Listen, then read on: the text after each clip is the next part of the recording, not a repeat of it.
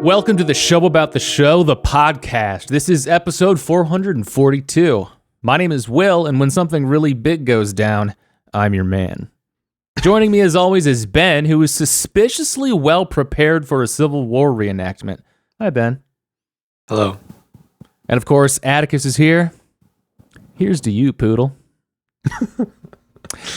This is a show currently about Twin Peaks. Today, we're talking about Season 2, Episode 12, The Black Widow. This is also Episode 19, if that's how you're counting them. We also have a Patreon where we release a bonus hangout show every single week. That's over at patreon.com/drskeleton. Question, boys. How much work are you doing on spec for a crime boss in hopes he puts you on the payroll? I'm doing one job. I'm doing what Bobby did, you know? One job and then we're talking turkey. You'll do a trial. I'll do a trial if it's like take some photos, come back.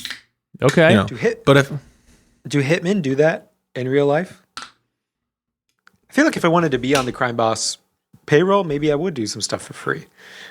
But also, I don't know, maybe that hurts you. Yeah, I think it's I feel like crime bosses can really be like the Uber LinkedIn style people where it could be like they'll do the versions of like, you know, I took my I had an interview at a restaurant and pulled the waiter aside and told them to on purpose screw up the order so I could see what they were going to do, if they were going to correct the waiter, see how they were going to treat the wait staff, sort of thing. But like crime bosses might have like an even more like heightened code that they'll be screening people with. So like if you do something, like if you kill a guy for him without being asked, that could either be like that's some initiative right there, or like this dumbass doesn't understand the worth of $1. He'll never make it in my organization. And it's just whatever they're feeling in that moment that gives them the best.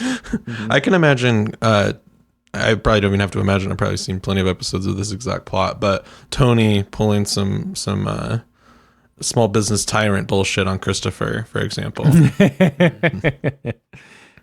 Dress for the job you want. That's what I would do. And I want Jerry's job, so I'm showing up like him. You are kind of showing up like Jerry today, looking very spiffy, my friend. Yeah, this is the third time I've worn this shirt. Every single time I've worn it, somebody's made a comment to me about it, and the other comments were people at work saying, "Damn, are you interviewing for another job?" Which is, I'm just a shirt with a collar. I guess I've set the expectations pretty. You guys low. wish. You guys wish you ain't getting rid of me. No. Showing up to the I don't know, like showing up to the bada bing with the broom to show that you would be willing to you know put the work in. Showing up to One-Eyed Jack's just like with new children unbidden or something. I don't know, like what. Anyway. Atticus, last week you brought up the Black Widow trope, and then this week we're talking about the Black Widow episode. How crazy is that, huh? I guess it was like we were talking about where this was headed a little bit. But yeah, this is the Black Widow. This aired January 12th, 1991. It was directed by Caleb Deschanel. It was written by Harley Payton and Robert Engels. Interesting thing to note here, there are no more TV tropes recaps for season 2. The way that we've been used to reading them. We've been reading off of the TV Tropes website for this. I was very surprised by that because I figured this is an extremely exhaustively covered show. I thought like, you know, we are incredibly late to the party. That's kind of like the point of our project here a little bit, is to like visit shows like way after everybody else got to them. But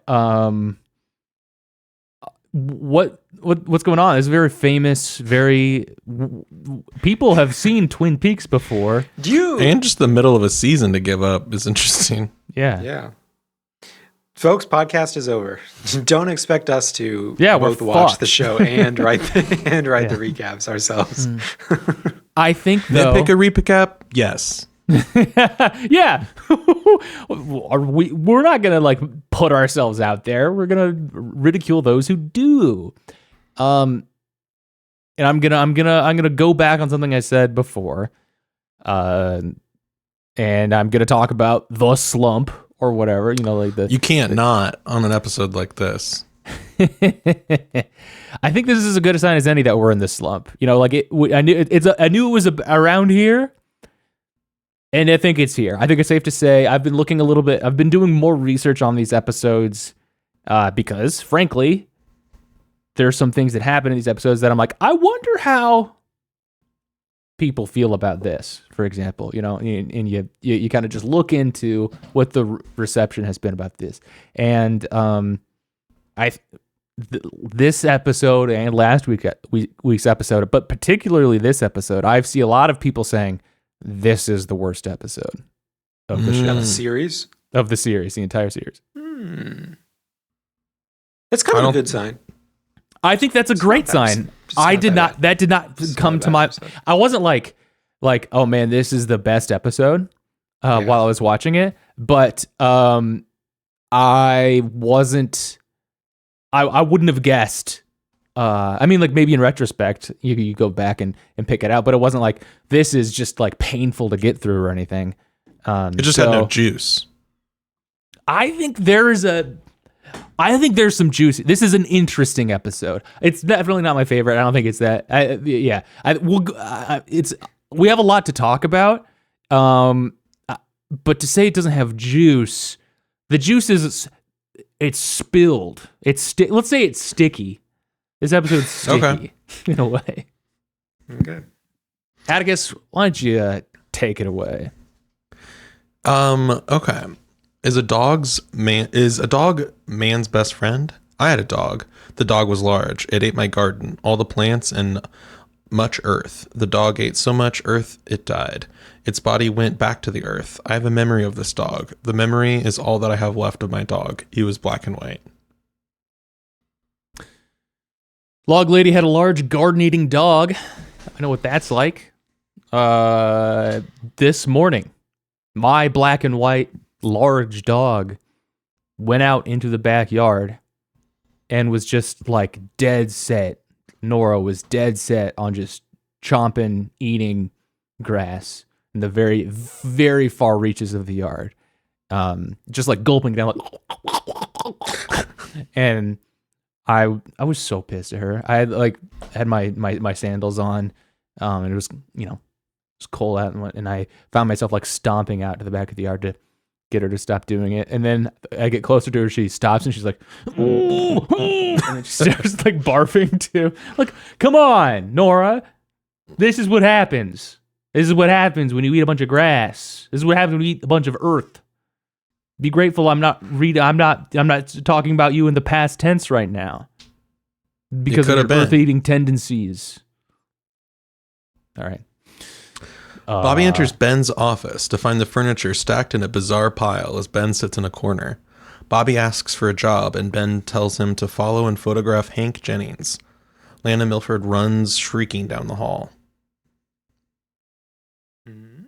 There's an exchange about the microcassette here, right? That Ben was surprised that Leo was able to work a microcassette, which I think we've covered. I think that surprises us as well.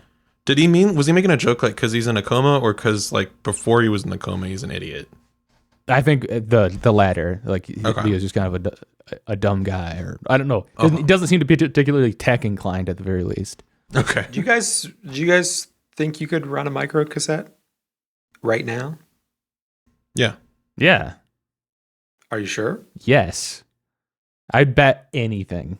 I bet it uses like a play pause this side like in. Cassette, I bet it's all obvious. Maybe. We used to we talked about it used to be in our answering machine. We've had plenty of experience with a microcassette, the two of us. Okay. I recently got a film camera And I took a lot of pictures on film cameras when I was a kid, and I was feeling pretty stupid the first couple hours with it. Reminding Camera's myself how different. it works. Camera's different. That's more complicated. I don't know if I could work a film camera, but microcassette. This is major disrespect to the analog microcassette community out there. Who's like releasing music on microcassettes. It's a great format. It's user friendly. It's got small. a warmth to it. There's the warmth. All right, let's proceed. At the station house, Cooper meets with Irene Littlehorse, a realtor, about cottages on the lake, and he says he wants to visit Dead Dog Farm. There's like a coin flip that I think is importantly dropped. Yes, here, what is it? He's trying to decide which property to go visit, and he decides to flip a coin about it, and it lands on an option that was not presented to him. That she but just forgot like to take fully on the table, and she's like, "I thought I took that out." It's like, okay. This I think that's interesting. I think that we're letting fate guide us here a bit.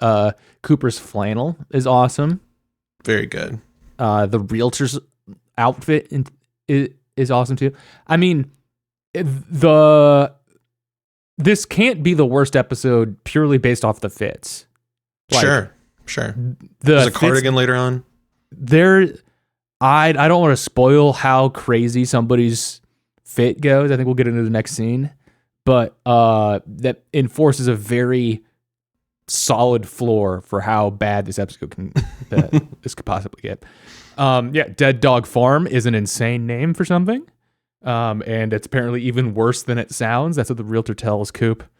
Maybe change the name. Yeah, you're surprised you're not getting many takers on that.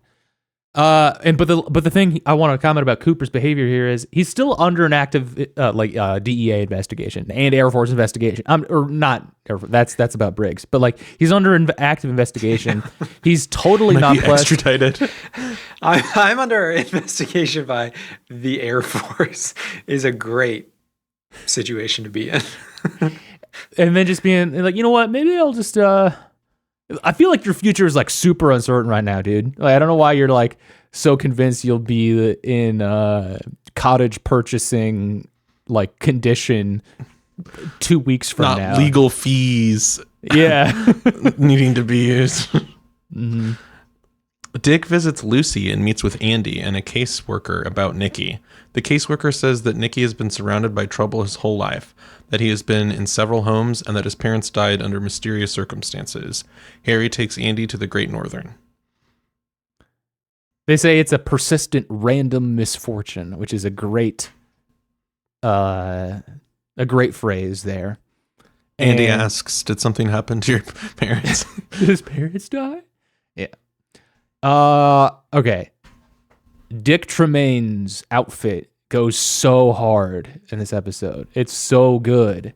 Is he already wearing the camping outfit in that scene? I think he's in it the whole time. Yeah. Okay. Comes in with the shorts on and the boots. Okay. Because I guess boots. Nikki's in the car or something. The wool socks and the jacket with the sheepskin. Oh my God. Yeah, lined. Yeah. What's the man who works at a menswear or right? The men's department? He's the lead. He's the men's buyer for the Horns department store. Fashion buyer right there, right? And it shows. Yeah. I think this is his best outfit of the show. Probably, yeah. And the fact that he dresses little Nikki in an exact like mini me version of it is very cool. like is so sick. And so does Nikki seem like 3 years older than last episode? It's those damn Twin Peaks kids. Their ages are just so hard to pin down. Atticus. Okay. What did you think of the social worker? I guess like the Molly Shannon. Is that Molly Shannon from Wet Hot American Summer, right? Yeah, and many other things. I think that's mostly what my favorite thing is that she was like on SNL and stuff, right? Like, she was very. Are you I knew she was. She seemed aware very of familiar. the lore?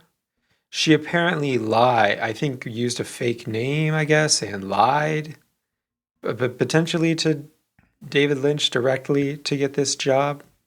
She, I guess, pretended to be like the assistant to or right hand man to David Mamet.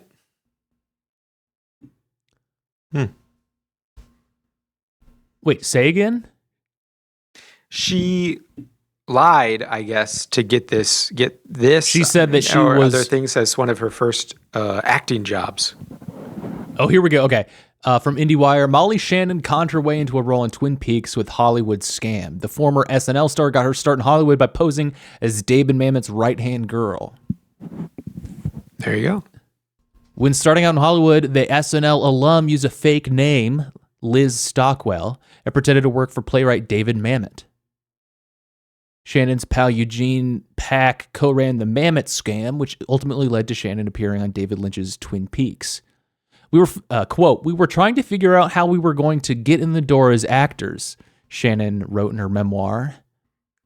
How were we going to bust in? It was too hard to just slip your picture under an agent's door. A random headshot, no one was ever going to call. Then we hit on an idea. Eugene had studied with David Mamet. He was and is this giant, hugely successful guy, very respected, a big-time playwright and screenwriter, but Eugene knew that he wasn't a guy who was in Hollywood much. He just liked staying in Vermont and New York. And so, with Mamet's absence from the LA scene, Shannon and Pack decided to call casting agents from Mamet's faux office. Okay, yeah, I mean, that's kind of... Yeah, this is Liz Stockwell calling for David Mamet's office. Yeah, I don't know, whatever. Okay, I think you kind of get the picture here. Interesting. Good for her. But yeah, what from a social work perspective, Atticus, do you have any take on her sharing the stories here? Do we need to have more like... How did it scan to you overall? Remind me, like, what exactly Dick's relationship with? Is it he's just like trying to impress Lucy by being... This appears to be a kind of... It seems so far to be presented sort of like a Big Brothers Big Sisters organization. Yeah. But then I guess I don't know too much about, like, do you end up taking, like, become like... Do you end up fostering your little? No. Okay, so there seems to be like a pathway. As a former big brother, no, you just hang out with them. But there's not like dress them up like you. Right. It seems like there's this extra step that Dick is trying to take with this organization, where it's like it's not just like, oh, let me just hang out with this kid and like be a positive, like general, like friendly influence the way a big brother might be with the organization we're familiar with. No, he's trying to show off to Lucy. Yes, he's trying to show off to Lucy, and he's taking it too far by, well, he's too far. I don't know. He's really committing to that, over-committing to it perhaps by showing off. Yeah, to be like, you know what? In fact, I'm going to adopt this child to show off how good I am at being a caregiver or whatever. Yeah, sort of. Which, like, let's dig into this real quick. Because he wants to be the father? I guess so. Yeah. Even though he was like, we should not do first, that? No. I wonder if it's... just out of, like, competing with Andy. I think that's so. It. Yeah. It's guy on guy. I will raise 2 children. Because I hate this guy so much. Yeah, becoming a really good person out of spite could maybe be my path. I don't know. Like it might be the only the only way I could get there. Spite is a good driver for guys. Yeah, you got to dig deep sometimes. Yeah. Yeah. Devil ain't getting this soul. Suck it, Lucifer. Okay, Dougie is dead. Dr. Hayward says it looks like a heart attack. Milford is surrounded by a book on sexual performance and a box of toys, and Dwayne enters and weeps. He scolds Lana on his way out, and Lana tells Hawk about her history with men having tragic accidents when she was intimate with them. He died with his boots on. Yeah, that's a good way to put it. He went out like a damn freak, dude. He was freaking it. We see a new character. There's a new member of the sheriff's department that we had not seen before. It almost seemed like an accident that he was in there. There was like a cop with a mustache randomly there. He's a SVU guy. I thought you were gonna say the loser version of Hawk. Yeah, his shadow self makes an appearance here.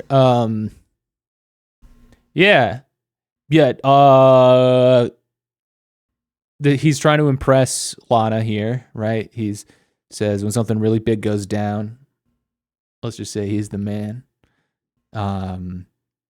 She's talking about how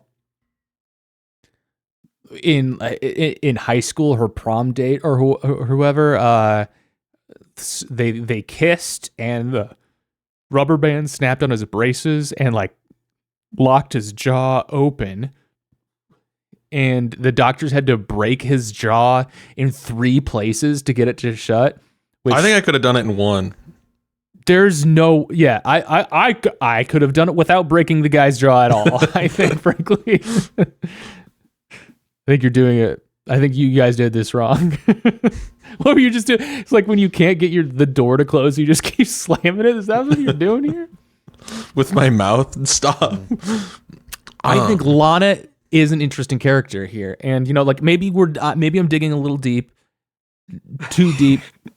You're doing exactly. This is what I was thinking earlier when you guys were saying this episode's pretty good. Is you're doing exactly what all the other guys, skipping ahead a little bit, in this episode do. I think Lana's a little misunderstood. She's a good good character. I'd love to spend some more time with her. Do you think? Well, I think what she represents is interesting. First of all, okay, I have a lot of things swirling around here because okay, the Reddit's take on Lana here is very Reddit, and it's I don't get how she's not even that hot. Is that like why is everyone being why is this unrealistic? There are hotter babes in Twin Cities. Twin Cities. Yo, shout out. But there are hotter babes in Twin Peaks. Why is everyone all about Lana? Like, all right, guys, this is a very stupid Reddit take. But I think what she represents is very interesting. First of all, she's blamed for the death, not like by the law. Luckily, hopefully, so far. Yeah, they're like, you can't. There's no crime, right? And like they're open and honest about that. That's good. But like all the men are just fawning over her here. I think that like it's representative of a lot. She kind of represents like alluring sexuality or something, right? Or standing for that here. I think that like and that men just act inappropriately around her, to her. Her 90-year-old husband, and she is a teenager, right? Is what happens here. And like, is it that she is cursed, or is it that culture is cursed and is like fucked up to young women, perhaps? Well, that's what I was gonna say. When you said men act weird around, like unlike any other woman in the town of Twin Peaks. They do actually be acting weirder around her than other women, though. They do it more openly. Yeah, I would say. And I think there's something in that scene later that we'll talk about, though, that like that supports what I'm going for here a little bit. Milk makes an appearance in that scene. They pour the pitcher of milk, and I think that there's a significance. And I looked up at like. I didn't find anybody talking too much about milk in Twin Peaks, but I think that there's something to it. I think that there's something. The milk angle here about Twin Peaks, but there's I think it actually works really well, but it's like a wholesome, healthy, youthful thing that you like give to kids, right? Like milk, and it's supposed to like grow them big and strong, and it's, you know, whatever.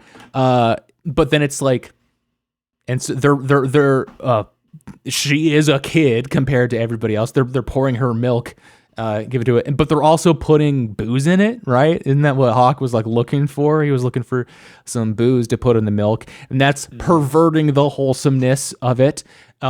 Milk shows up as a signifier for wholesome characters. We see Pete drinking it. He is the most wholesome guy. I read another thing this week about the costumes here. Plaid is used to signify wholesomeness. Pete is always decked out in plaid. He's drinking milk. Cooper will drink milk, and he is kind of when he's good kind of thing. And so I think that there's a goodness and milkness are tied, and then like the poisoning of the milk, not straight up poisoning, but like the corruption of the milk. There's this mixing of an adult thing with the thing to give to babes here, and it's tied up in this like alluring sexuality thing. But you also give alcohol to babies in the milk sometimes too. No, you don't. What? That's a thing. In the 1800s. No, I think people do it now sometimes too, but I agree. In the past, more. You don't know about this? Okay, don't call the police on me because I don't have any kids. But I'm still going to stand by this. That's just giving your kid like a natty light or something? What are you talking about? No, but people put like whiskey in milk to give to babies. To shut this them seems up. like a very, very like Little House on the Prairie ass like thing. Not a. People are not doing this now, right? This is like, oh yeah, people use leeches for medicine. I think they do that now too. No joke. I think people do leeches still. Okay. Ben's stuck in time. I'm off track here a bit. What? You can't be putting alcohol. You can't be giving alcohol to babies. People do. I'm not defending it. You're supposed to, and you're like generally. Daniel Plainview in There Will Be Blood does it. But I think it's a thing. I think it's a little more common than that. Okay. All right. Well, it might take you like 80 to 90 hours to do this, but what if you redid driving the intro? to Ben's house and strangling him? No. I was gonna suggest the intro could be redone for our show, that the ice cube falls into a glass of milk. Ooh.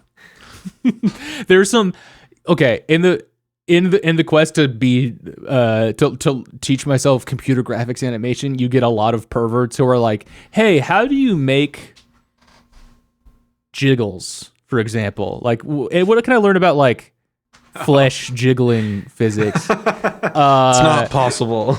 And that are very much mixed in with like, you know, basic tutorials about just like how to use Blender kind of thing. Mm-hmm. And I think I'll probably get that for like milk shaders and stuff. For might not be worth it. Yeah. Okay. Not a lot of description in this summary. Are we okay to move on? Yeah. The wrestling coach delivers a rallying speech to his wrestling team about accepting different players and introduce Nadine, an adult. She and Mike Nelson fight as she begs him to go out with her. I don't know if they fight as much as she like almost kills him and like slams him to the ground several times. I have some family lore related to this. Have I told you about this before, Will? What on earth could you possibly be following this up with? Come on. I went to, when I was a kid, my younger brother, Andy, made friends with some kids in the neighborhood who were like in wrestling families. Wrestling was not really a thing in the Iron Claw family lived in your cul-de-sac. Basically. And Andy decided that he wanted to get into wrestling, and he was very, very wiry, like scrawny kid, but he wanted to get into wrestling. And I got invited to go to his first wrestling practice, which was kind of weird. It was like a very open practice thing. They had a bunch of mats out at the local high school, and we went and saw him do like stretches, and they taught him some basic things, and then they broke out the kids into doing little separate wrestling matches. Okay, each of you is gonna get a fluorescent light bulb and a folding chair, and you'll take turns. And I don't know how to say it other than he started his wrestling match, and I guess he didn't really understand what this kind of wrestling was like, and he picked the kid up and put him over his head, double-handed Nadine style, put him over his head, and began to throw him, and a bunch of the coaches ran and referees ran from across the gym, sprinting across the gym to catch this kid midair and stop my brother Andy from throwing anything Hell else. yes, Andy. He Hulk smashed on day one. That's awesome. Yeah, very cool. Yeah, I also had that same note, Atticus, about like being very fearful for Mike's safety. Yeah. I feel like they even like the sound design here was like they added like a neck snap. Yeah. Yeah. I thought she was going to kill him, and no one was stepping in. No one was everyone was like beaten up by a girl, and it's like killed by an adult Mike woman. is the only one seeing things clearly about Nadine. I will say, and I know he didn't get there on his his strategy own. to deal with it is not clear. It's not exactly on him to come up with the plan. No, or that's like fair. treatment plan. In his defense, I think it's okay for him to be like, this is fucking crazy. You guys have to like get this super strength lady like out of here, out of the school. But he is like Donna ex-girlfriend. I don't really know who else to turn to this, but you're a girl. You're a girl. Could you talk to Nadine about this? Or just Maybe pretend to not be my girlfriend. Adults, yeah. um, Can we back up and talk about the coach's speech? so awesome. Yeah, I don't remember any specifics off the top of my head other than it's quite convoluted. He's talking about race and also calls someone, I think, an Indian at some point too, which was very unexpected given the story. Don't know. Yes, it's specifically about a black man, and then and he says that Indian can run. Well, yeah, it's like I think there's a white coach. Yes. And then he talks about a white coach was racist and didn't want to let any black men on his team, but then he let a black man on his team. But then the who was best quite black good. cornerback of all time showed up, and he's like, okay, fine. And then the coach, the allegorical or possibly real coach from the past is quoted as saying that Indian can run about the best halfback of all time. Yeah. I wonder if you know what? I'm not a big like sports knower, but I bet this is a real story and that they just they're like, I can't remember the guy's name. And so to avoid like just saying like this was John Madden who did this or something. Yeah. Right. And is the joke of the story like the white coach is like, that guy's actually an Indian, not black. He's gonna let an Indian. He's gonna make a. He's still racist, but he's gonna classify him as Indian to himself or something. Yeah. Anyway, probably not worth we should probably say digging Native into. American too. I assume that's what they mean. I assume that's what they meant too. Yeah. And also the coach is black. Like I think potentially the town's only black resident like we talked about last week. Layered program here. Yeah. Mike complains to Donna about Nadine and her crush on him. Less of a complaint, more of a what the fuck do I do? Yeah, he comes up Igor mode, and he's like, "Oh man, I'm like injured severely because of Nadine. Can somebody help put a stop to this?" Nah, dude, you're on your own. You're alone. Malcolm introduces himself to James as Evelyn's brother, saying that he works for her and her husband. He says that Jeffrey beats Evelyn once every week or two and that no one can stop him. So Malcolm is a very funny character in a very not funny situation. But like I guess he just kind of like hangs out in like a writing uniform and like bitches about the situation and then doesn't do anything. I don't know. I think this is another reason why this episode isn't juiceless is this little side plot here that's very much kind of like a microcosm of the thesis. Like the abuse is allowed to continue because the order can't be upset. Like the social order where it's being allowed. I don't know, for monetary gain, benefit, and that kind of thing. But yeah, how do we feel about this Marsh storyline here?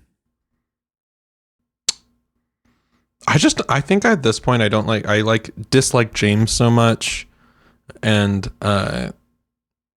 like it just feel, I don't know, I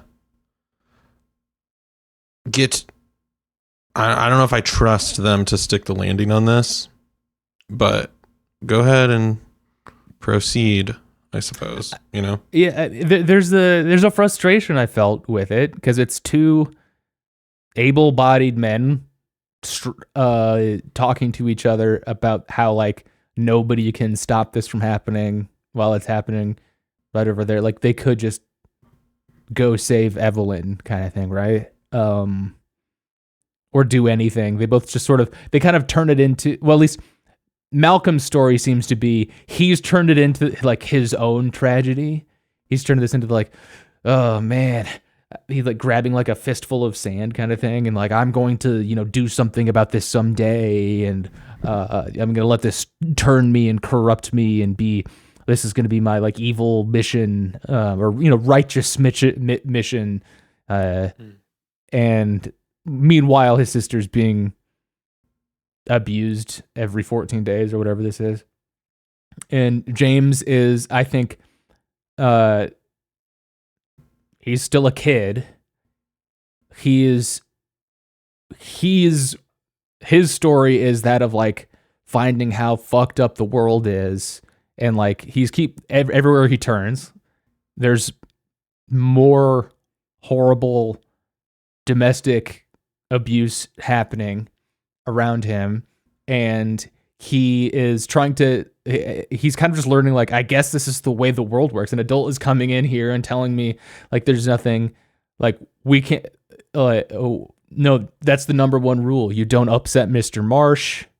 You don't do anything about it. And he's like struggling with that. He ultimately doesn't do anything with that, and he then makes the move on Evelyn the next day. I think is a really interesting result of that, is that him like trying on this kind of abusive masculinity thing is like, oh, I guess like women are like sexual objects. Is that how I'm supposed to interact with the world this way? I don't know if you guys are vibing with this at all, or is this just James being super dumb? I think he's confused, and he's learning how the world works, and he keeps getting like lots of really bad examples about it. And it's kind of interesting that like his home life, Big Ed, is actually probably one of the most like, he's one of the most wholesome. I guess he was having an affair for a while, but he's at least not beating anybody up. But but he's run away from all that. I think that's a fair reading. He's definitely lost in the world. Yeah. I really want a Twin Peaks High School Wrestling Team t-shirt, by the way. We've moved past that, but they have the very good TP outfits on. Cooper and Irene visit the lake house, and she shares a legend that the best people and the worst people are drawn to a dead dog because they can feel its pain. They say no one has looked at the property in the last year, but Cooper finds tracks from 3 vehicles. The door is open. Cooper believes that there has been a meeting there in the past few hours. There is baby laxatives in the sink and cocaine on a chair. Cooper says that they will notify the sheriff. There was a baby doing cocaine in this cabin. Excellent detective work. All right, Ben, since you're an expert on what you're supposed to feed to babies, is there particular baby laxative that's just for babies? I don't know, actually. That is... What are you going to... I mean, are you supposed to rub the cocaine on their gums? Or are you supposed to... Well, he realizes that they tried to dump the baby laxative down the sink, but then they forgot that it doesn't have running water, so it's just still in the sink. Which is pretty funny. Are you up to date on the chair company, Will? I believe so, yeah. Yes. When they're in, I think is Mike his like friend who's helping him out? Bar? Yes, but I'm thinking of when they're in his apartment and he like is looking for food and he's like, oh, vomit is in the sink. It's like his apartment. Ben, are you watching the Cheer Company? No. Don't know. Tisk tisk. Okay. Are we moving on from the cabin? I don't have anything more to say on it. Yeah. Okay. Dick sits on the road reading directions for changing a flat tire, like out of like a Sears, like I don't know, it looked like such a weird, like it looked like a product manual. Okay, sorry. Dick sits on the road reading directions for changing a flat tire as Nikki plays with the controls, the steering wheel and horn. Ben writing the description of this episode. He's in some sort of machine. The car falls off the jack and Nikki runs to hug Dick and asks him not to die. Another good Dick outfit. I like that. You don't see enough guys sitting on the side of the road with their picnic blanket. I was going to say he makes a picnic to work on the tire. I like him just sitting kind of cross-legged with the manual in his rubbing the grease off his finger as soon as there's any on it. Awesome. It's a beautiful car. Shout out to his Bimmer there up on the jack. His tires are so bald, dude. You need to get new tires. Outside of like the problem that you're like, if you have a flat right now, you need to just replace your tires. I'm a dick though. He said he got the car checked out. Someone else should have told him that. He doesn't. If he gets the car checked out, he should be good to go. You know? Yeah. Doesn't change the fact that the tires are bald. And he's muttering to himself that he's too technical and stuff. Like very technical. Changing a tire. It is kind of one of those things where it's like, I don't begrudge someone not knowing how to do it. I don't know how to do it. But like, it is like conceptually very easy to understand. Right. You know? Yeah. It's pretty, yeah. Do you not get how there needs to be a different tire on there? Right. You're like, well, what's this? Like at this point, he's got like it up in the air. Like I can see, like you don't know, like if it doesn't occur to you, like, oh, there are probably like dedicated jack points. You want to get the pinch weld right there, like operate the jack appropriately. But he's got it up in the air. It now and like, what the problem here is like, what? Well, you just take the wheel off or what are you like reading? You're going the right way the whole time. Yeah, I think you're all right, man. And you've got a handbook. Harry introduces Cooper to Colonel Riley, who is heading the investigation into Major Briggs' disappearance. Cooper says that he heard an owl before Briggs disappeared, and Riley explains that the message for Cooper that Briggs delivered originated in nearby woods, not in deep space. He is not sure where the message was sent to and says that Briggs' disappearance has major implications for national security. Major implications, reporting for duty. His disappearance has implications that go so far beyond national security, the Cold War seems like a case of the sniffles. Something that Colonel Riley says. Something. A guy unfamiliar with the Cold War says. That's when everyone got like kind of sick, right? They went outside without jackets.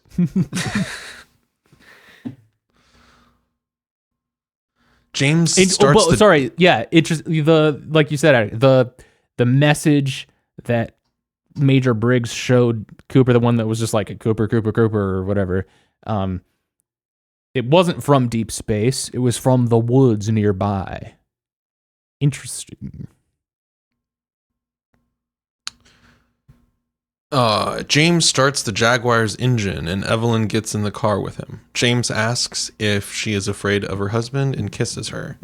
Jeffrey arrives home. Do people drive Jaguars anymore? And do they still have the Jaguar on the front? Yeah. I don't think they just rebranded, actually. That was kind of a big deal this year. I think was like, well, they have a look at shitty new logo or something. And they're notorious for falling apart, right? They're not great cars. I think they were like traditionally British, aren't they? That sounds right. Jaguar.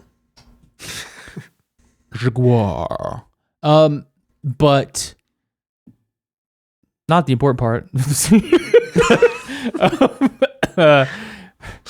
What year did they rebrand?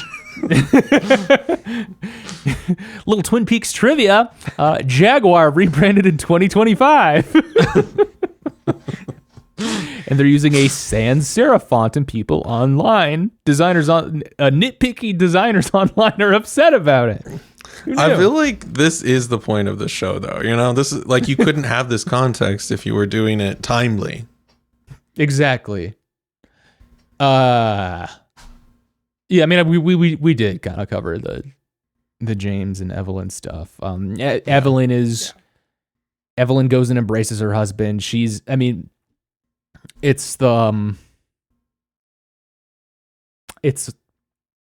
not ready to leave. She feels trapped in it. I don't know. I feel like there's some dynamics here that I'm not the expert to describe, but it's Atticus, do you want to try? Domestic violence is happening, I would say, and people don't know how to help, and don't seem to be necessarily offering help, but also, yeah, you probably shouldn't just take action on your own. I mean, this is obviously just within the context of the show, and it's not literally like this, but so to speak, the alternative is to run away with a high school boy who can barely think for himself. And is like, are you worried about your husband? And then tries to kiss you. Yeah. She's like, well, yeah, it's not you. Like, you're not saving me from this. You're not helping this at all. Just like James isn't getting any good models of like masculinity. Neither are any of the women in the show being shown an example of like, this could be what a healthy relationship looks like. That's a great point. Yeah. It's where is she going to run to? Everything we've seen, the whole point of this whole James subplot is to show that like you get out of Twin Peaks and it's still fucked up. This is kind of what it's like. Okay, where am I? Bobby and Audrey. Sorry. I was in the middle of a... Oh, okay. Thank you. Sorry. At the hotel, Audrey teases Bobby about his new job and suggests they do business together and enters her secret hallway. That sounds like they went in it together. Step into my secret hallway. Bobby goes in to talk to Ben. Audrey goes into the secret hallway. And then Ben sets up... She walks in on Ben... Or he walks in on Ben with a model of Gettysburg and is pleased with Bobby's compromising photos of Hank. He's got like a Confederate flag ready. He's got a Confederate costume. Yeah. Hey, Mr. Horn, why do you have the Confederate flag already? Why? Okay, I gotta say, they didn't have Amazon 2-day shipping back then. Confederate flag, bad. But can I ask, what's more alarming? You walk in on somebody with a Confederate flag, or you walk in with somebody who has a, replica level, replica quality Confederate uniform at the ready? The uniform. I was gonna say the flag. That's kind of what I thought, but yeah. I think it's the uniform. I mean, you could. Am I just naive about like? Couldn't you just be a nerd into Civil War reenactment? Can you dress like a Nazi? Flag too? Yeah, you can't really. Would you rather walk into someone's home and see a Nazi flag on the wall, or them wearing a Nazi uniform? Yeah, I feel like the uniform's much worse. I mean, they're both both terrible. Honestly, I still think the flag. Really? Because we're dealing with like a goof. It's like we've got a goofball a little bit. It could still be like a bad person, and it probably is a bad person if you're wearing the outfit. But like, there's like something goofy about that. That's like, I think I could probably trick my way out of this or something. But like the flag is just like, I just like the ideology, Like this is it's like more threatening or something to me. I don't know. Yeah, I guess I'm wavering a little bit. Maybe it's just kind of the same level of like, I'm going, I'm doing like the definitely not hanging. The grandpa from The Simpsons, like, yeah. I mean, yeah, neither good. Maybe you could say with the Confederate one, at least compared to the Nazi one, you could say like, it was a union, but it faded in the wash, right? No. What about your flag, Ben? It was a mistake. I ordered the wrong one. So that's odd, right? Pete and Catherine pop a bottle of champagne, and Pete quotes a poem. Catherine instructs Josie on her duties as their maid. Oh, Pete, let's talk about the outfits and what everyone's looking like in this scene real quick, character by character. Let's start with Pete. He's wearing a blue velvet robe. Yep. Shout out. He recites Yeats to Catherine. And then we pan over Josie. Hey, what do they do to her hair, you guys? It's a cool haircut, I gotta say. It's a cool haircut. All right. But Zoe had the same reaction. I was like, oh my God. What they're humiliating her, whatever. And Zoe's like, I don't know, she's kind of like combed it differently. And you're like, yeah, it's kind of cool. Okay. Yeah, I mean, they're humiliating her by making her wear like the maid outfit. And she does. She wears it well. Again, you shouldn't make somebody, but it is a cool outfit. Okay. I did think to myself, that hornier beyond imagination right now. I think she looked pretty good. Bennett one. I'm surprised that it's not a more common like reaction GIF online when they're like, Catherine's like, put on your hat, and then she gets it on and tips her head a little bit. It is pretty cool. She does nail that. I will say she nails the hat putting on it, like lands at it like a very like rakish angle. Is that the right way to say it? And then it slides a little bit just into the perfect spot. Yeah, it's like, wow. Hello. Did they play it in reverse somehow, or to like get it like so perfect, or did she just nail it? I don't know. But yeah, this is where Pete like says, "Here's to you, poodle," and like raises his he's also okay, he's obviously living lavishly, right? And then I mean, so I don't know, they're having a nice meal, seems like they're being taken care of in any way possible by, and at this point he's like, are you being a little harsh? It's like I don't think you get good guy points for saying it at that stage of yeah, he's doing like the literal, I mean, with the glasses, literal champagne socialist, or sort of like Christian Bale in American Psycho type thing of like, Catherine, we have to we should be treating Josie with some respect here.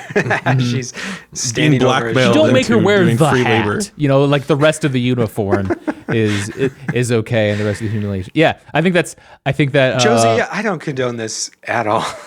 But could I have another glass? Right.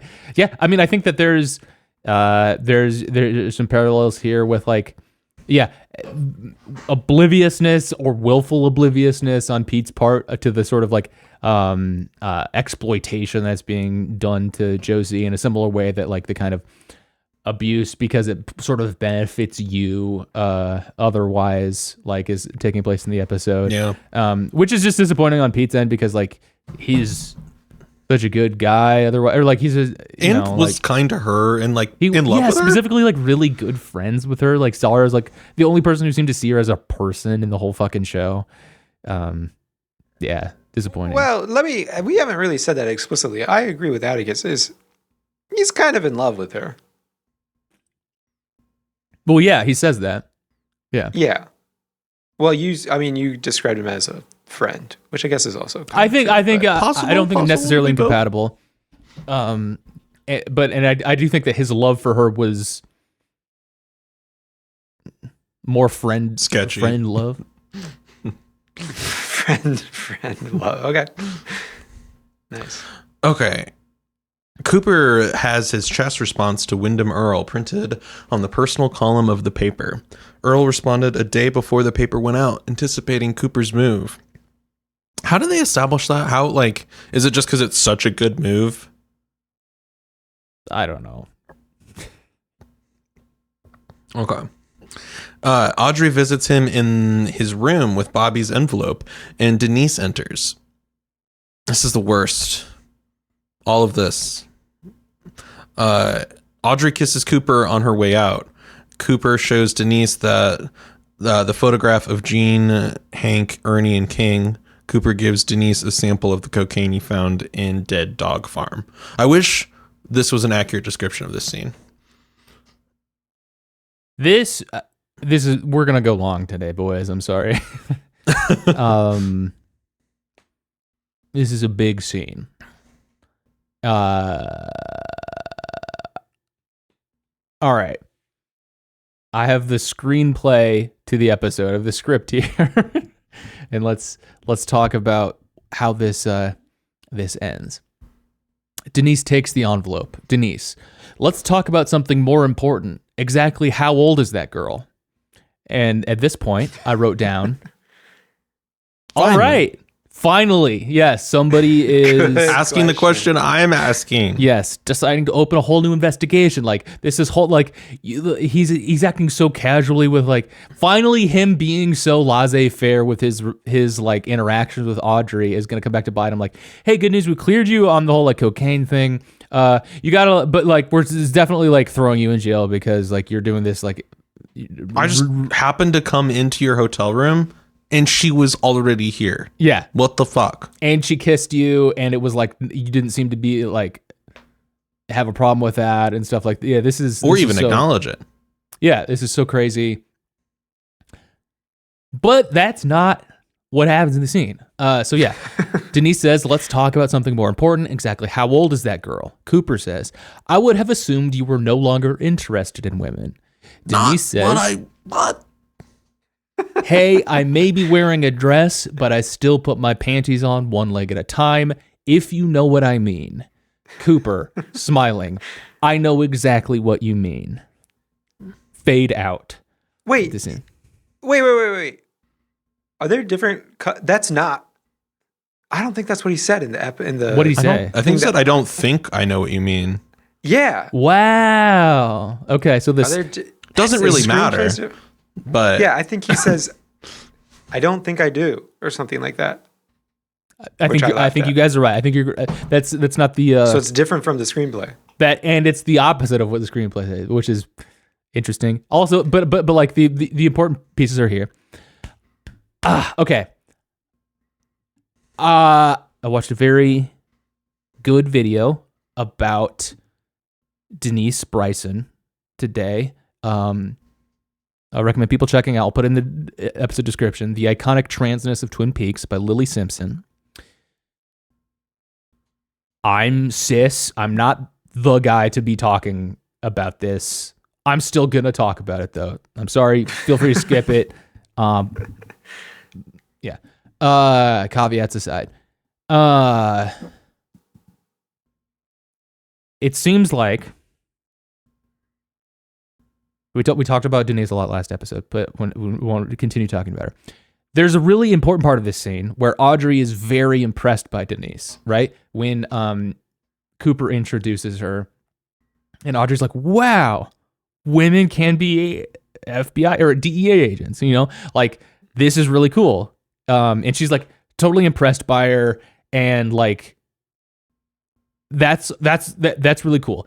Denise is across the board presented as a very competent character, not the butt of any jokes, or not like her transness isn't like she's not a victim. Crucially, she's very competent, and like she's pretty much respected by the people who matter in this, right? And that is huge for the time. It was not that way for trans representation. The big problem is that David Duchovny is playing Denise Bryson. He's not trans, and you can't like get away from that with that here. But so I guess like ultimately, I don't want to just like sit here and like shoot down the positiveness, the positive like things that this did for like trans character representation. It seems like it's very important to the trans community, trans fans of Twin Peaks. I think I really like this. I do think that there are some, let's call them wild pitches in this episode to be kind to Twin Peaks, I guess. Like if the ultimate reputation of the Denise Bryson character is that this is like very good trans representation, then the misses will chalk that up to time was crazy and there's some clumsiness. Sometimes it just like got away from them, I guess. And I think I'm gonna just say like that's what's happening here in this scene. But I really wish. I really wish. This sucks. I think this like. First of all, what is this? This. Some people read this as like, hey, listen. This is like her. This is Denise. As what do you want to say? Like reaffirming she's standing strong in her sexuality. Because in her bisexuality, this is like bisexual representation, right? Because she expresses interest in Harry Truman when she meets him, like, oh, hello, Sheriff, that kind of thing. It was really good to meet you. And then also she's interested in Audrey. I think the problem with this is that, like, remember, Audrey's a kid. Like, I think we can't get away from that. But and she starts the expressing interest by mentioning how young she is. Right. That's like a selling point. Yeah. And I think that, like, you know, in whatever, it doesn't do trans folks any favors by having this idea of like a trans person being interested in somebody because they're a young woman, you know, or like a girl, kind of underage girl, something for example. But hopefully that's just the extent of this. I don't want to like over-index on this scene and like say this is like ending up being like totally bad. Overall, I'm gonna say this is just a wild pitch. This is my take. Somebody who's allowed to have this kind of take, I guess. I don't know, but this line had me. I still put my panties on one leg at a time, if you know what I mean. So crazy. So crazy. I can understand why they changed the line from the screenplay. That'd be hard. That'd be hard as an actor to deliver. I understand exactly what you. I have no idea what that means at all. No idea what anybody's talking about in this scene. Yeah. I do think it's interesting though, as written, I think it does imply something, right? Like if he smiles and says, I know exactly what you mean, I think that means like, oh yeah, we're both into Audrey. Sure. And then it's because it's changed, no longer. I think Cooper is like honestly not interested in Audrey at this point then. Anyway, it's not about Audrey. No, where in the world, like I know that a lot of idioms don't make sense. What in the world was the origin of that idiom? How did it come up? The put my pants on one leg at a time. Ben, there are a lot of how are you putting your pants on, my friend? That's what I mean. Running head start? I know what it means, yes, but why did that become an idiom for that? I guess it's because you have to do it every day and it's so mundane and like, you know, like what day do you not do that? But aren't there a lot of things like that, you know? Yeah. It rolls off the tongue pretty well. I don't know. Maybe the rest of them were like that. Yeah. Yeah. Maybe it's like one of those examples of something that you can't really have a personal preference on doing it differently. That's true. I like that. Yeah. Unless you're like sitting on the bed. Like, yeah, I put my pants on both legs at the same time before. Not saying that I do that often, but I've done it out of spite. Why? Yeah, definitely. Yeah. I've done it to try to like with this idiom in mind. Be like, I'm not like everyone else. Just checking to make sure I don't fit in. I did that for putting a shirt on when I was a kid. Because I feel like in movies, I saw a lot of people put a shirt on both arms at the same time and take it off that way. And I was like, I'm a little baby. I'm a little dumb rube from the Midwest putting my shirts on one arm at a time. And then I taught myself to put them on two arms at a time. When you say taught, did you just attempt it once and it was good? Or was there trained myself? Yeah. I want to hear about the training process. Was it just one attempt you got it? Or was there like... He has the whole Wallace and Gromit setup in his house. Yeah, I got that. Yeah. No, I think it took a little practice. To put it on comfortably that way. Taking it off, that took practice. I was doing like, oh, you know, slide your arm in the shirt, one arm, and then do that with the second one. And then when you do them two at the same time, you got to. That's when I run up and tie your sleeve and then first. Run away. Stop it! When you practiced, did you just like, I got to practice every time I take my shirt on and off? Or did you like do some reps, like one after another? No, every time. You got to just make it natural. No, I mean like when you were in the training process, was the training That's what like... I mean. Okay. No reps. All at once. Just natural. I don't remember this, but I know because there are so many other things I have put on like that in my life that I've trained myself to do. It's always the same way. It's always the same pretentious way. Just make it natural. I have a potentially embarrassing thing to admit here about how I take my clothes off. I feel like Atticus is getting ready for this. I feel like I saw maybe like a commercial or a trailer or like maybe like a James Bond movie or something with like someone like Carmen Electra or like some like 2000s babe kind of thing who like took her shirt off like this, you know, like, and then it was like she was wearing like a bikini or something or like her underpants under it, right? And so like I'm pretty sure I like started taking my shirt off like a beach babe, like because of that. Just whoo. Here. I mean, that's Is kind that of what what I you was still talking do? about. Oh yeah, nice. But I mostly do the neck one now. But yeah, Will Yeah, you just I like mean, grab what the you neck mean? and go for it? yeah. No, Go for it. nice thing about but like it's kind of nice. You grab the bottom of your shirt and then pull it out over your head and then it's inside out. And so like when you wash it, you're not like, you know, damaging the print on it or whatever. If you get one. Are you supposed to be washing your clothes inside out? Is that a life hack? I've not been a. I Hip do to- for shirts that I don't want the print to get faded Okay. faster or whatever. That's fair. You know what? Life hack: don't wash your AirPods Pro in the washing machine. Hey, interesting. Nice. Shirts inside out. If you don't want the graphics damaged, don't run your AirPods through the wash. What if your shirts had never been cleaner though, and you're like, well, shit, it's might actually be the trick. You do have to just put the AirPods through the wash. Yeah, like a dryer ball. Like you just got to Right. keep them in there. Mm-hmm.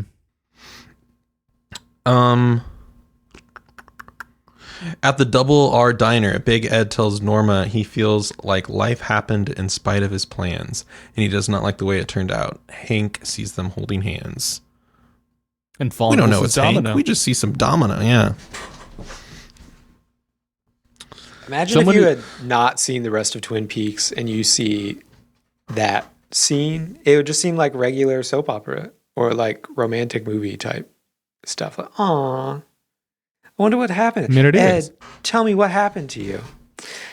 My wife got bonked on the head, and now She's she in high acts school. like she's in high school on the wrestling team. Life just like comes at you fast.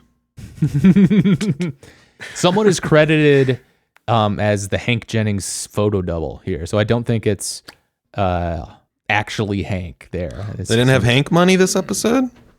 You got to hang out in his trailer. He's probably smoking, you know, doing something cool. Mm-hmm. He's probably being cool somewhere. Dick returns to the station house and tells Andy that he thinks that Nikki is the devil. I really liked the like inside Andy's brain. The advanced visual effects of Twin Peaks. You know, editors are still going frame by frame to this episode trying to figure out how they pulled this off. It lost a time. I actually loved it. It was a little cartoony moment. Looney Tunes ass moment, seeing Andy imagining little Nicky in a devil's costume. Awesome. And dumb question, but we're to take it to mean that something else happened? Or do we think that Dick thinks that he's the devil because the car fell off the jack? I don't think anything else happened. It's just the jack. Mm-hmm. Well, we kind of like push in on him because doesn't little Nicky say like, you're not gonna die, or promise you won't die, and he's like, oh, don't be ridiculous, and he's like, oh wait, that kind of is making me think. This kid is. Why would he think I was gonna die? Oh, it's because everyone he's been with, sorry, Twin Peaks, but everyone else is dying around him. Before. Yeah. I think that's a bit quick, Dick. Bit of a leap. Atticus is petitioning to drag out the Little Nicky storyline here in season 2. Okay, He's the fine, only let's person saying like this Let's needs to speed be run this shit. Yeah, longer. Fine, he's the devil. If that's all it if that's what it takes. You've got a good Dick accent, Atticus. You did it a little bit there. Clipping that. Sorry.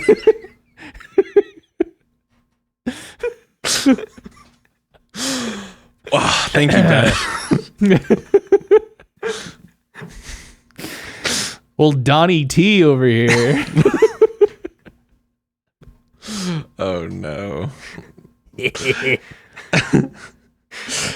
Harry meets with Dwayne, and Hayward tells Dwayne that Dougie died of natural causes, no foul play. However, Dwayne says he wants to press charges that Lana killed Dougie with sex.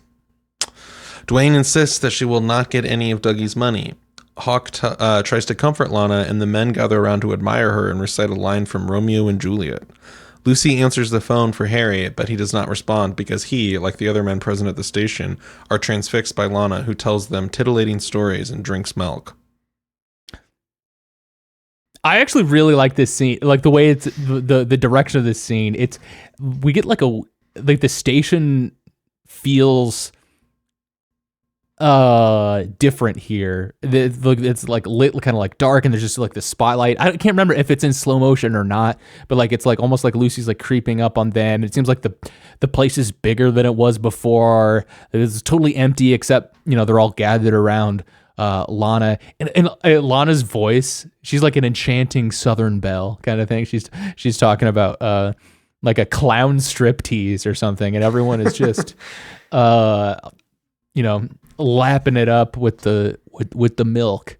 And once again, Reddit has a problem with this because Lana is not that hot. I like the, you know what it reminds me of? The camera and the lighting, the vibe in general. I guess another future movie that it stole from Eyes Wide Shut. It's like some of the sweeping shots through the rooms in Eyes Wide Shut. That's true.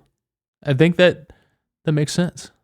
I think David Lynch caught yet again stealing from another future. The fraud of David Lynch's oeuvre exposed here on the show about the show.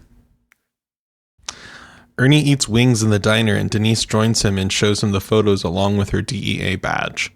Ernie delivers a confession to Cooper and Denise, pleading his love for his wife. He really hits that hard. They're like, shut the fuck up about this. Yeah. I think this is further evidence towards like, Ernie's the dumb guy of the show. He's potentially dumber than Leo, dumber than Bobby. He's just a dumb Someone guy. smarter than me could do a good, I would like someone smarter than me to do a read on like the Denise saying like, you're looking at him.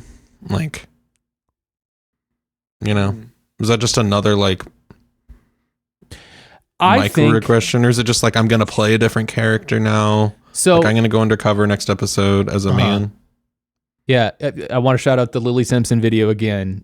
She talks about it in there, but they're like Denise is like she's kind of a complicated character herself, but she has a lot of confidence in her gender identity, so much so that she like kind of doesn't mind like dressing up as a man. Again, it's not gonna be like confusing for her. She just is good, and it is like confident enough to like kind of like be a little bit playful with it in the middle of a conversation too, which is plenty of trans people can be like that. It's a little bit complicated by like, oh, this is there's so little representation here. Like, is it blurring things with is being trans equivalent to cross-dressing? Is this confusing to cis audiences kind of thing? But like Denise herself is not necessarily at fault for being comfortable going undercover here. And then like, I'm not really sure how to read Ernie's disgust here, because it seems like he was just earnestly kind of getting like turned on by Denise being right there with her like legs open like that. And then it wasn't until he heard like, you're looking at him, he imagined her just as a man. He's like, oh, never mind. It's so I think he sees her as a woman anyway, but that's my try there. There's a heavy storm happening in the show, which I always like the storm. I do think it affected the sound mixing a bit. I think it's been it handled better in the past. A little bit better in previous episodes. It was kind of tough to hear dialogue. James lies awake listening to Jeffrey shouting and glass crashing. Malcolm tells him that they have been living like this for 4 years and that one day he will kill Jeffrey. Okay, man. Sure. Betty Briggs sits alone in the house waiting for Bobby. It's creepy. Mom, don't just sit there in the dark. It's creepy. Creepy. The room is lit by a large white ceramic owl lamp and intermittent lighting strikes. Bobby reassures her that the Major will return. Bobby tells Betty about the Major's dream, and Briggs returns after being missing for 2 days, wearing an aviator cap, and asks for a strong cocktail. And tells Bobby to stop smoking. Yeah, Major Briggs is back. I kind of liked that scene. I did too. Yeah, that was a good scene. So we find ourselves here at the end of the episode. The fashion here on this episode honestly might be some of the highest hit rate episodes ever on the show. I don't know like what if it's just happening to match up with my taste with 2025 trends or something, or like it just the previous episodes were we kind of have been in a fashion slump a little bit, and then out of nowhere we get banger after banger fit here. So we're spoilt for choice when it comes to wool of the episode or outfit of the episode. But I have not been. Don't say Ben. Well, I have not been beating around the bush about it. I think that Dick's outfit is so sick. So I guess also Little Nick. So a tie goes to Little Nicky and Dick Tremaine for their outfit of the episode. I do like Major Briggs though. Have we seen Hayward's cardigan before? Is that always his cardigan? Because his cardigan was standing out to me this episode. Yes, it also stood out to me. I noted that he has an awesome cardigan. He also wears a lot of plaid. Now I'm noticing when there's a lot of plaid going on, he's a wholesome guy. Was this the first time Cooper was wearing that red flannel? I think it was. That was a great flannel. There are not a lot of like amazing performances in the episode necessarily. We haven't really talked too much about Ian Buchanan. Too much though. He plays Richard Tremaine. He's a Scottish actor, and I think this is like a good time to talk about the dick of it all. So shout out to Ian Buchanan for being Richard Tremaine. Sure. In this show. Cool guy. Good job playing Dick. This is the first episode where Laura Palmer is not mentioned at all. Really? But and maybe that's why it stood out to me that like she's still in the like end credit sequence. Yes. I was like, Her picture's in every episode, right? In the end. Sometimes that's not the credits background, but I would imagine that it probably shows up another time. I don't know off the top of my head if that's the case. Okay. Ranking wise, or rating them, I guess I should say.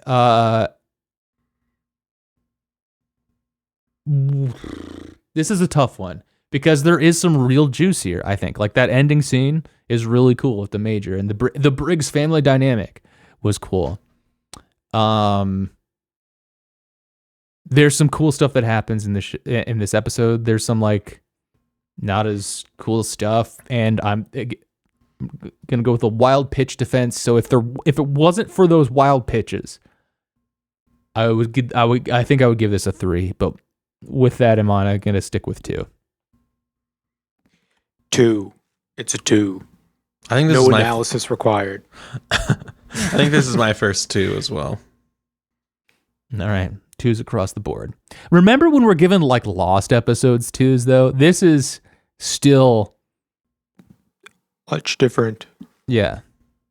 I think I would rather watch a Twin Peaks 2 over a Lost 2. I think I'd rather watch a Twin Peaks anything over a Lost 5, to be honest, most of the time. You just have to put in a lot of work for the lot. You could kind of put on any episode of Twin Peaks and have a good time. Lost, you can't. You kind of need to have like everything front of mind. Given some distance, did you guys like Lost? Like right now, quick yes or no? Did you like Lost? Okay. Yeah, it's okay. I don't think you did you, Atticus? No, but I didn't watch it as carefully as you two did. Oh, so carefully. It's hard to get there. Reading the Wikipedia article. In your defense. Folks, thanks for listening to the show. You can check us out over on patreon.com/Dr. Skeleton. Next week, we're going to be watching season 2, episode 13, aka episode 20. And yeah, I'm thinking you're going to want to tune in for that one.